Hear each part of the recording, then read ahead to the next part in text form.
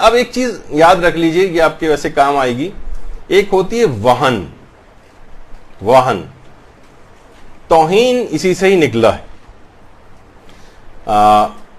اس کے لغت میں اس کے معنی ہیں سستی، ضعیفی، ضعف، توانائی میں کمی، ناتوانی جس کو کہا جائے، کمزوری.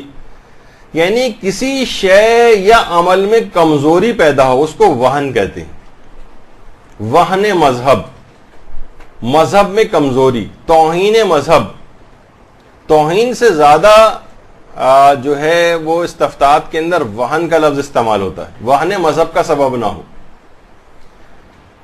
اچھا، اب فقہاء نے الگ سے وہن کی کوئی فقہی تعریف تو بیان نہیں کی ہے، تو ہم وہ لغوی تعریف ہی کو لے کر آئیں گے. یعنی وہ عمل جس سے دین یا مذہب کمزور ہو رہا ہو.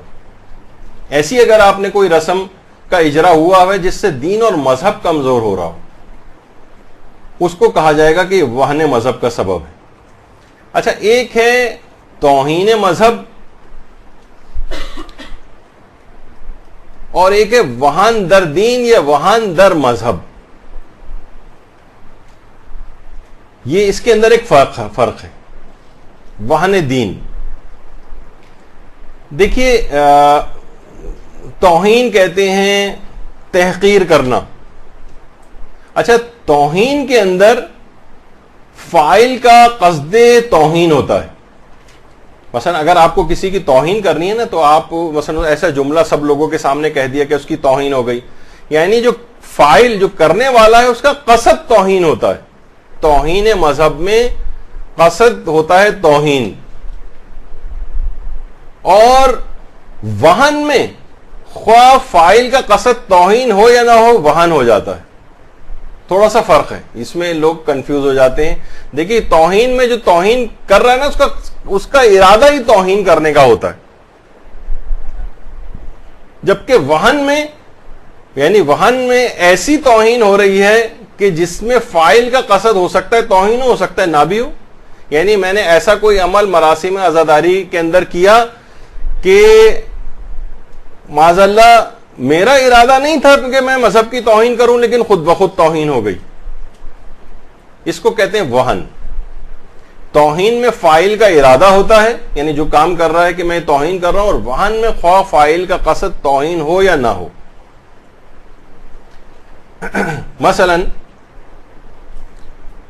تعویذ. مثلا دیکھیے تعویذ کے اندر کیا ہوتا ہے، عام طور پر قرآنی آیات ہیں اور اسماء حسنہ ہیں مثلا.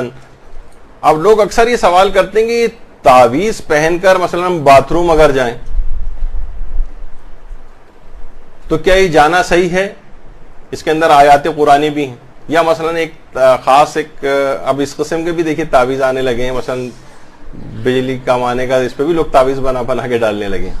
لیکن ویسے عام طور پر جس کے متعلق لوگ زیادہ سوال کرتے ہیں، اور یہ بہت مجرب بھی، صاحب اولاد ہونے کا عمل شیخ بھائی نے جو بتایا ہے، اس زمانے میں تو خیر ان کا ہم نے 900 عورتوں کے لیے تجویز کی اور سب کی سب صاحب اولاد ہوئیں، جو سورہ رعد کی آیت نمبر 31 کو کھول کر لکھیں. یعنی اس ایک آیت کو، اچھا یہ ابھی آپ اس پہ نہ جائیں کہ سب لوگ کیونکہ اس پہ ہمارا وہ نہیں ہو رہا لیکچر، تو اس میں اس کو کھول کے لکھ رہے ہیں. مثلا ولاؤ سے شروع ہو رہی ہے تو واو الگ کرنا ہے، لام الگ کرنا ہے، پھر واو الگ کرنا ہے، پھر انا ہے تو الف الگ، نون الگ وغیرہ، اس طرح سے لکھنا ہے.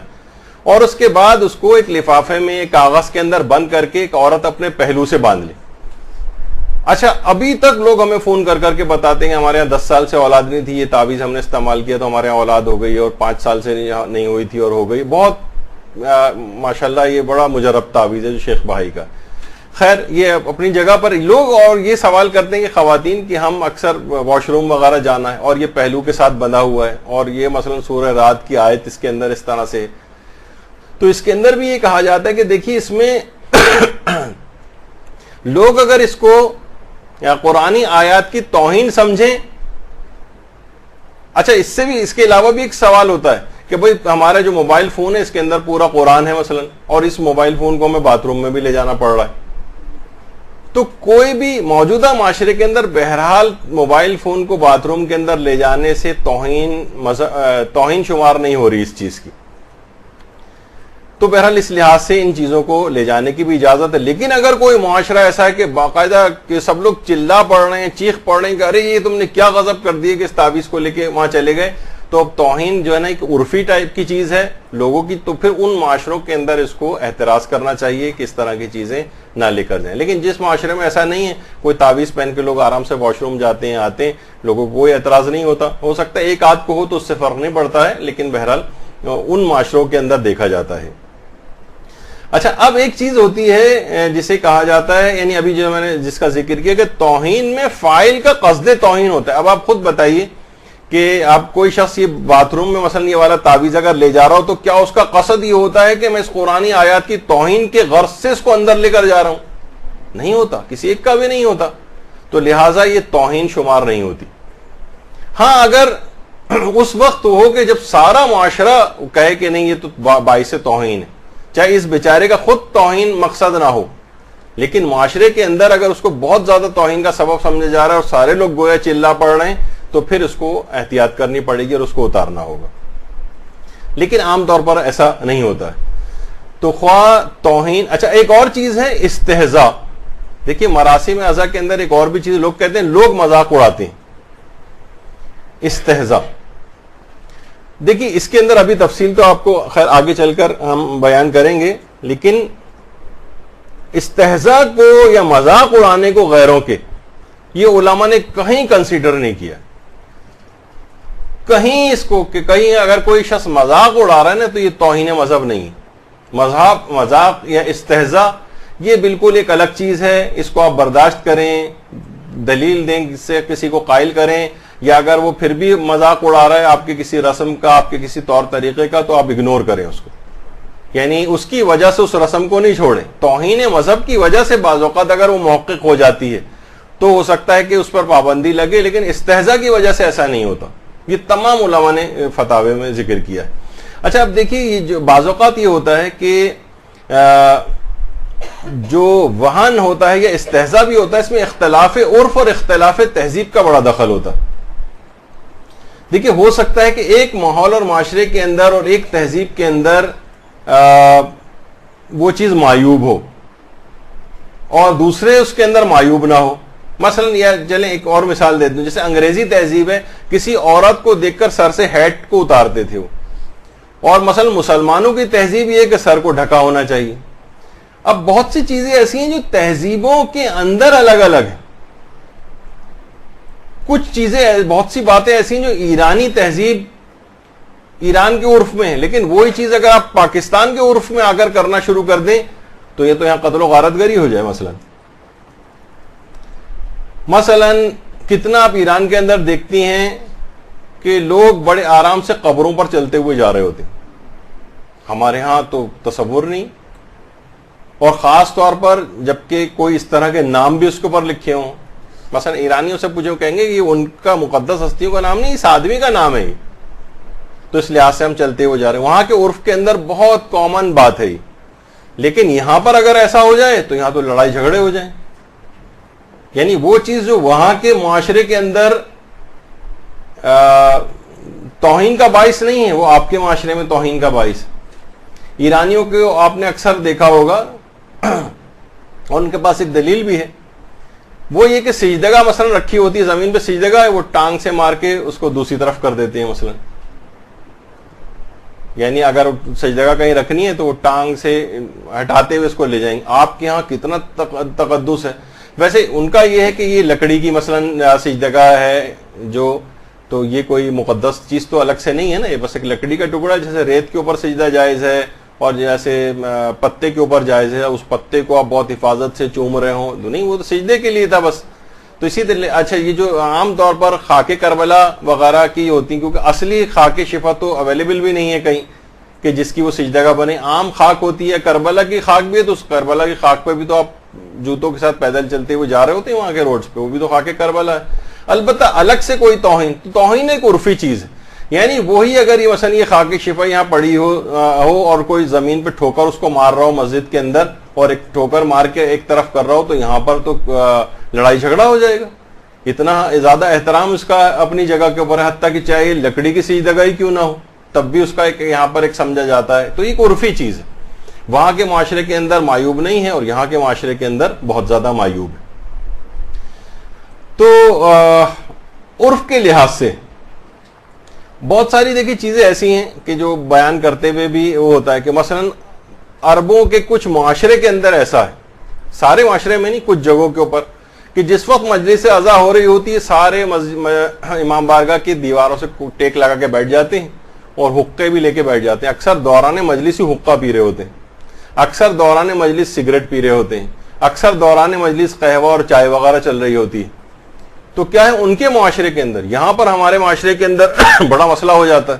حتیٰ کہ جو لوگ اعتکاف کے اندر بیٹھے ہوتے ہیں اور سگریٹ پینے والے افراد ہوتے ہیں, جب روزہ کھلتا ہے تو وہ بیچارے صحنوں کے اندر ادھر ادھر کونوں میں جا کے سگریٹ وغیرہ پی رہے ہوتے ہیں. وہاں پر بہت معیوب سمجھا جاتا ہے سگریٹ پینا, یعنی کہ مسجد کے اندر یا امام بارگاہ کے اندر, اور اعتکاف میں تو ظاہر ہے مسجد کی حدود سے باہر بھی نہیں نکل سکتے, تو اس وجہ سے ان کو مسجد کے اندر ہی رہنا ہے, اور سگریٹ کے طلبگار ہیں تو سگریٹ بھی ان کو چاہیے ہوتی. تو بڑے یہاں پر مسائل ہوتے ہیں اس لحاظ سے. تو یہ کیا ہے, یہ سارے عرف وغیرہ کے چیزیں ہیں. اسی طرح سے مثلا کتنی چیزیں ایسی ہیں کہ مثلا ایران کے اندر اور عرب معاشرے کے اندر بھی 12 اماموں کی تصویریں بنائی جاتی, گھروں کے اندر لگائی جاتی. پاکستان کے اندر یہ ٹرینڈ نہیں, یہاں تو معمولی سی صرف ایک شائبہ اور ایک بلڈ ٹائپ کی ایک تصویر بھی ہم کسی پوسٹ کے اندر مثلا مدرسہ لگا دے تو لوگ اس کے اوپر شور مچا دیتے ہیں کہ آپ نے یہ ہلکا سا عکس بھی اس طرح سے کیوں نظر آ رہا ہے, لیکن وہاں پر گھروں کے اندر اس طرح سے چیزیں لگی ہوئی ہوتی. یہ اختلاف عرف ہے, یہ اختلاف معاشرہ ہے, یہ اختلاف تہذیب وغیرہ کے مسائل ہیں. ایک معاشرے کے اندر ایک چیز جائز ہوتی ہے, دوسرے معاشرے کے اندر وہی چیز معیوب ہو جاتی. تو یہ سب مثالیں آپ کے سامنے اس وجہ سے بھی یہ لائی جا رہی ہیں یہاں پر. اچھا, اب اس پر یہاں کیا ہوتا ہے, کفر و ایمان کا مسائل لوگ جو ہے وہ لے آتے ہیں, حتیٰ کہ ائمہ کی ان تصاویر کے اوپر, بلکہ میں آج اس کی تفصیل میں نہیں جا رہا, اس کو ہم جو فقہ عزاداری میں الگ سے اس کو لے کر آئیں گے کہ کون سے علماء کیا کہتے ہیں کہ ان تصاویر کو لگا سکتے ہیں گھروں میں یا نہیں لگا سکتے, ان کے متعلق ہمیں کیا عقیدہ رکھنا چاہیے وغیرہ. تو یہ اپنے مقام پر آئے گا. ابھی تو صرف میں اس پہلو کو بیان کر رہا ہوں کہ لوگوں کے جگہوں کے بدلنے سے, ملک بدلنے سے احکام بعض اوقات بدل جاتے ہیں. اسی طرح سے مثلا اسٹیج پلے باقاعدہ عرب اور ایران کے اندر ہوتے ہیں کہ واقع کربلا ہے اور نیزوں کے اوپر سروں کو جو ہے وہ لے جایا جا رہا ہے, تو اس کو ایک ویژولاائز کیا جاتا ہے. تو اب کربلا کے واقعات یہاں پر اگر ہو تو لوگوں کو معیوب لگے گا. اچھا, اب یہ اختلاف عرف کا خیال کیے بغیر لوگ بہت ساری چیزوں کو اچھا دیکھیے, بعض اوقات ایک وہ بھی ہوتا ہے نا, جو ظاہر ترقی یافتہ ہو جاتے ہیں لوگ, ان کی پیروی بھی شروع کر دیتے ہیں. وہاں کی کوئی رسم و رواج آپ کو بری بھی نہیں لگ رہی ہوتی, اس پہ آپ کوئی اعتراض نہیں کر رہے ہوتے. لیکن جہاں مثلا جسے کہا جاتا ہے کہ الپاکستانی ٹائپ کے ہمارے جو افراد ہیں وہ کوئی رسم کریں تو اس پر فوراً لوگوں کو اعتراض ہونا لگتا ہے کہ یہ کالے پیلے افراد جو ہے نا, یہ اگر کوئی چیز اپنے ہی لوگوں کے, باہر والوں کو کسی کو اعتراض نہیں ہوتا. مثلا خود ایران کے عرف کے اندر اگر آپ دیکھیں تو وہاں اس طرح کے آلات کا استعمال کرنا ایک بہت کامن چیز ہے, رسومات عزاداری کے اندر بھی, رسومات عزاداری میں بھی.